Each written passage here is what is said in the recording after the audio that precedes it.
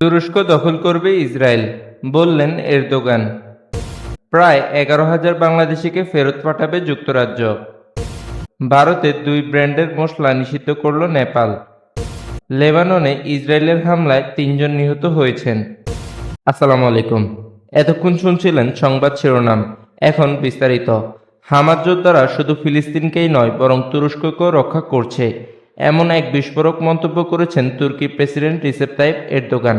তিনি জানান, গাজা উপত্যকায় স্বাধীনতাকামী সংগঠন হামাসকে পরাজিত করার পর ইসরায়েল থেমে থাকবে না, বরং তারা তুরস্ক দখলের পথে এগিয়ে আসবে।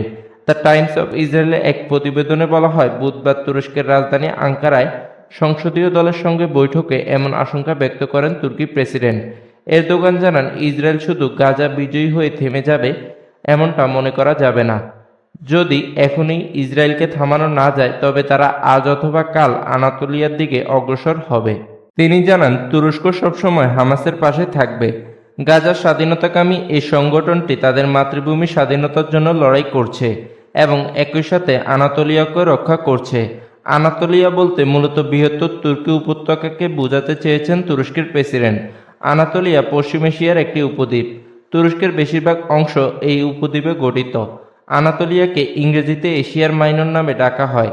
এর আগে সোমবার তুর্কি প্রেসিডেন্ট জানান, চলমান যুদ্ধে আহত হামাসের 1,000-এরও বেশি সদস্যকে তুরস্কের হাসপাতালে চিকিৎসা দেওয়া হচ্ছে। এছাড়া সম্প্রতি তিনি ইস্তাম্বুলে হামাস প্রধান ইসমাইল হানিয়ার সঙ্গে দেখা করছেন এবং ফিলিস্তিনের পক্ষে নিজেদের সমর্থন ব্যক্ত করেছেন। চলতি মাসের শুরুতে ফিলিস্তিনি যোদ্ধাদের সমর্থনে তেল আবিবের সঙ্গে সব ধরনের বাণিজ্য বন্ধ করেছে আঙ্কারা।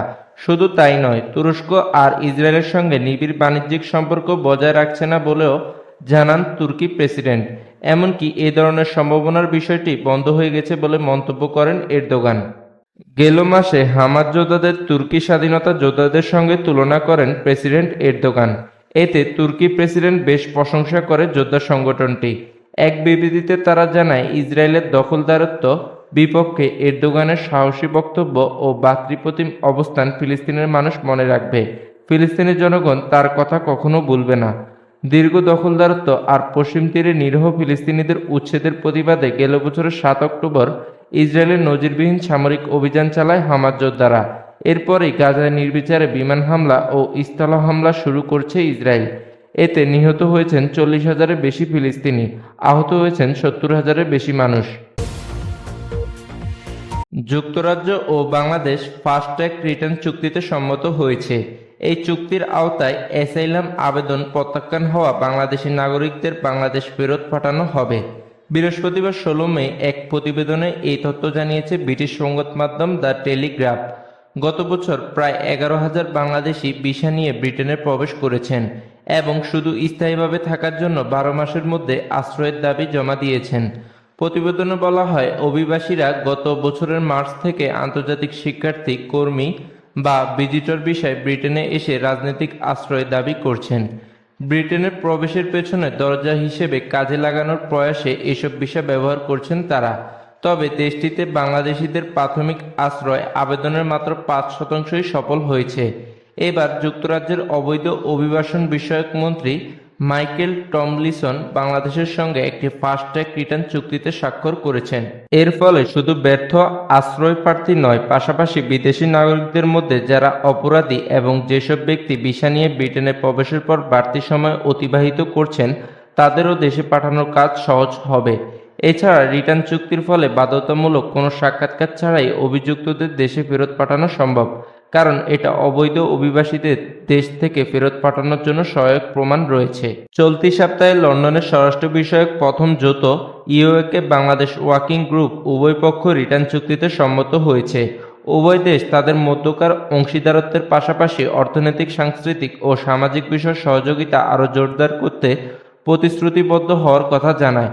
মন্ত্রী টমলিনসন বলেছেন, আমাদের পরিকল্পনার একটি গুরুত্বপূর্ণ অংশ হল অবৈধভাবে এখানে আসা ও থাকা বন্ধ করার জন্য অবৈধ অভিবাসীদের দেশে পাঠানোর কাজ এগিয়ে নেওয়া।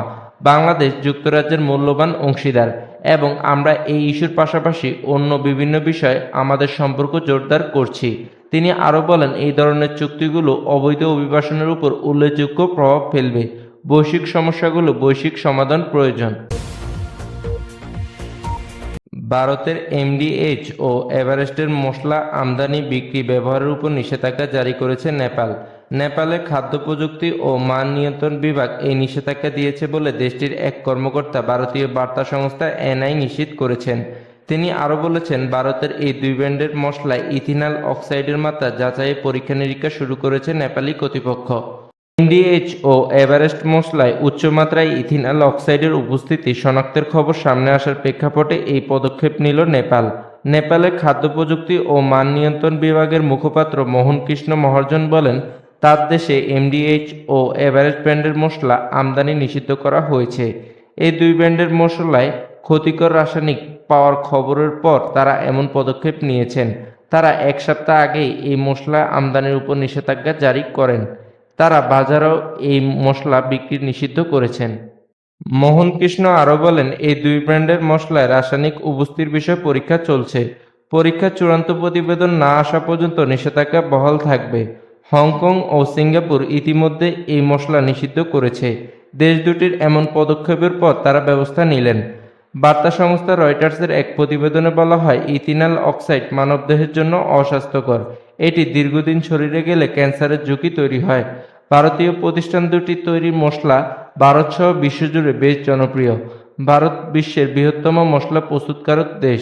ভারত মশলার বৃহত্তম রপ্তানিকারক দেশও বটে। সীমান্ত থেকে লেবাননের দক্ষিণাঞ্চলে সিরিজ বিমান হামলা চালিয়েছে ইসরায়েলি সামরিক বাহিনী। এতে অন্তত 3 জন নিহত হয়েছেন। এদের মধ্যে 2 জন সিরিয়ান এবং 1 জন হিজবুল্লাহর সদস্য। এছাড়া এতে আহত হয়েছেন আরও 3 জন। লেবাননের আন-নাহার মিডিয়া এ তথ্য জানিয়েছে। লেবাননের রাষ্ট্রীয় সংবাদ সংস্থা ন্যাশনাল নিউজ এজেন্সি জানিয়েছেন, সীমান্ত থেকে প্রায় 30 কিলোমিটার পার্শ্ববর্তী নাজারিয়া এবং আদ-দোসিয়া গ্রামে ইসরায়েলি বাহিনীর হামলা চালিয়েছে। হিজবুল্লাহর সঙ্গে ঘনিষ্ঠ একটি সূত্র বার্তা সংস্থায় এএফপিকে বলেন, হামলায় নাজারিয়া হতে 3 জন নিহত হয়েছেন। এএফপির একজন চিত্রগ্রাহক জানান, তিনি হামলার শিকার অঞ্চলের দিকে অ্যাম্বুলেন্স যেতে দেখেছেন। বার্তা আদান প্রদানের মাধ্যম টেলিগ্রামে ইসরায়েলি বাহিনী এক বিবৃতিতে জানায়, নাজারিয়া হতে যেখানে হিজবুল্লাহরা সন্ত্রাসী কার্যক্রম চালাতো সেখানে সন্ত্রাসী অবকাঠামোতে হামলা চালানো হয়েছে।